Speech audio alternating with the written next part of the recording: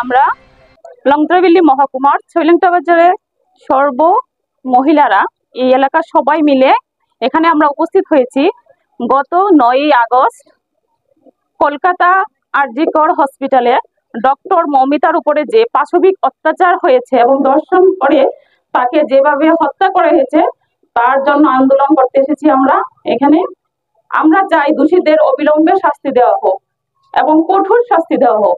আমরা ফাঁসি চাই তাদের, আর যদি না হয় তাহলে আমরা আন্দোলন চালিয়ে যাব, এই সংগ্রাম চালিয়ে যাব, এই সংগ্রাম বন্ধ হবে না। রাজ্যবাসীর জন্য কি বার্তা থাকবে এবং দেশবাসীর জন্য কি বার্তা থাকবে? রাজ্যবাসী এবং দেশবাসীর কাছে আমাদের এই বার্তা থাকবে যে আমাদের মেয়েদের সুরক্ষিত করা, কিভাবে সুরক্ষা দেওয়া যায় মেয়েদের। আমরা দিন রাত্রি নিজেদের কাজের জায়গায়, হসপিটাল, স্কুল, যে কোনো জায়গাতে যেন সুরক্ষিত থাকতে পারি, আমাদের যেন কোনো অসুবিধা না হয়, হোক দিনে বা রাত্রিতে।